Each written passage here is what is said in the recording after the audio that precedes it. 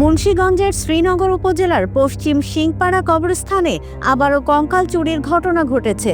বুধবার রাতের অন্ধকারে চোর চক্র কবর খুঁড়ে চুরি করেছে 7টি কঙ্কাল, যা স্থানীয়দের মধ্যে উদ্বেগ সৃষ্টি করেছে। স্থানীয় বাসিন্দা আবু বকর সিদ্দিক জানান, প্রতিদিনের মতো বৃহস্পতিবার ফজর নামাজ শেষে তিনি কবর জিয়ারত করতে গিয়ে কবর খোঁড়া দেখতে পান। পরে সেই স্থানীয় লোকজনকে ও পুলিশকে খবর দিলে তারা তল্লাশি করে দেখে 7টি কবর খুঁড়ে কঙ্কাল চুরি করে নিয়ে গেছে চোর চক্র। এ ঘটনা শুধু এখানেই সীমাবদ্ধ নয়। এর আগে শ্রীনগরের বেজগাঁও ও চারিগাঁও কবরস্থানে কয়েক দফায় কঙ্কাল চুরির ঘটনা ঘটেছে। এর মধ্যে বেজগাঁও কবরস্থানে 11টি খুলি এবং চারিগাঁও কবরস্থানে 4টি কঙ্কাল চুরি হয়।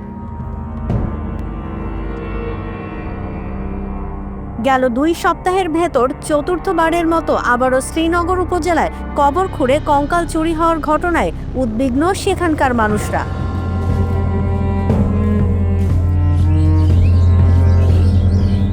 শ্রীনগর সার্কেলের অতিরিক্ত পুলিশ সুপার আনিসুর রহমান বলেন, চোর চক্র ধরার জন্য বিশেষ অভিযান শুরু করা হয়েছে এবং শিগগিরই তাদের গ্রেপ্তার করা হবে।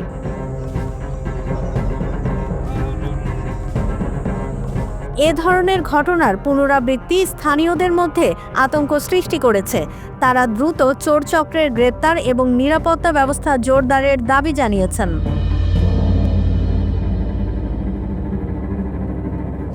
মুন্সিগঞ্জ থেকে শেখ মোহাম্মদ রতনের তথ্য ও ভিডিও নিয়ে রিপোর্ট risingBD.com।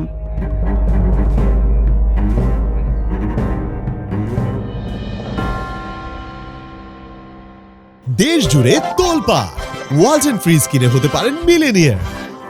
এছাড়াও রয়েছে লক্ষ লক্ষ টাকার ক্যাশ ভাউচার সহ কোটি টাকার নিশ্চিত উপহার।